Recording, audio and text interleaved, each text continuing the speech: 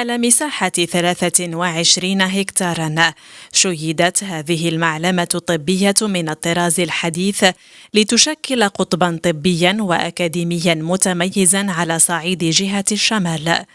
إنه المركز الاستشفائي الجامعي محمد السادس بطنجة، مجمع طبي يجسد التعليمات الملكية للعاهل المغربي الملك محمد السادس بجعل الحق في الولوج إلى الخدمات الصحية إحدى الركائز الأساسية لتعزيز قيم المواطنة الكريمة وتحقيق التنمية البشرية الشاملة والمستدامة والمندمجة. بنية استشفائية من الجيل الجديد تتميز بطابعها العصري من خلال هندستها وجودة العلاجات التي تقدمها وإدماجها لتكنولوجيات متطورة واحترامها لمعايير الاستدامة البيئية. يعتبر المركز أكبر قطب صحي في جهة طنجة تطوان الحسيمة، يتوفر على 797 سريرا، ويشتمل على مجموعة من المصالح والمرافق الطبية من الجيل الثالث التي ستؤمن مهام العلاجات والتكوين والبحث العلمي والابتكار والتطوير والصحة العمومية.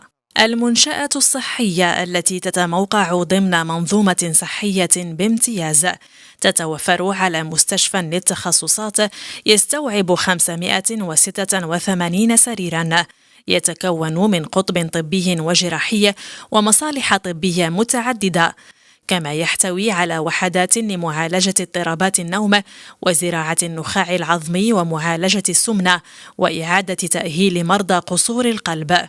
يشتمل المركز أيضا على مستشفى الأم والطفل بطاقة استيعابية تبلغ 211 سريرا، يضم بدوره قطبا طبيا جراحيا وقطب طب المستعجلات والإنعاش ومصلحة طب الأطفال ووحدة المساعدة الطبية على الإنجاب. كما يحتوي المجمع الطبي على مصلحة للمساعدة الطبية الاستعجالية ومصلحة للتصوير الطبي ومختبرات لعلم الأحياء الدقيقة والجراثيم والكيمياء الحيوية وعلم الدم والتشريح المرضي والخلوي والوراثة البشرية والوراثة الخلوية والطباعة ثلاثية الأبعاد ومعدات طبية.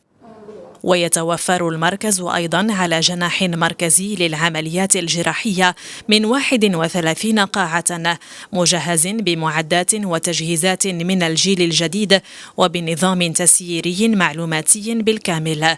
كما يحتوي على صيدلية استشفائية مركزية يعتمد تدبيرها على نظام معلوماتي مندمج، بالإضافة إلى فضاءات للتنشيط العلمي البيداغوجي والتكوين وقاعة كبيرة للمؤتمرات ومهبط لطائرات الهليكوبتر ومرافق تقنية وإدارية.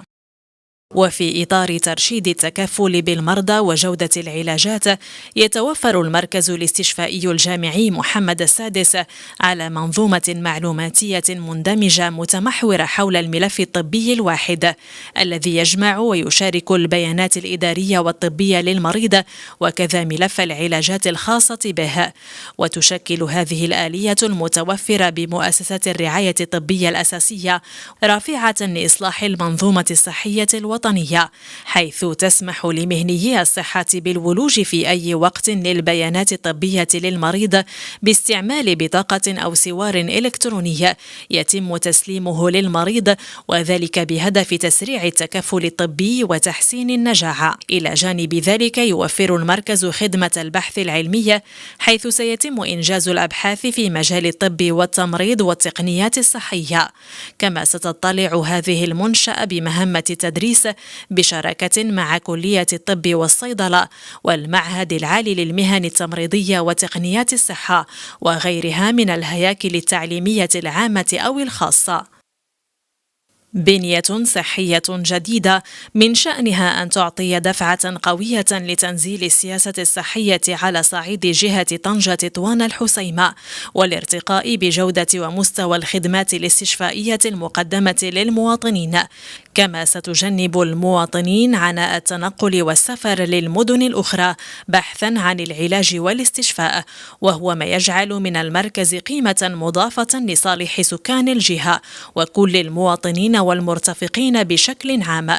كما يأتي تدشين هذه المنشأة الطبية الحديثة في ظرفية تتسم بتغييرات جذرية في المنظومة الصحية تنفيذا للتعليمات الملكية السامية، والتي تشكل إقلاعا استثنائيا لتنزيل منظومة الصحة والحماية الاجتماعية.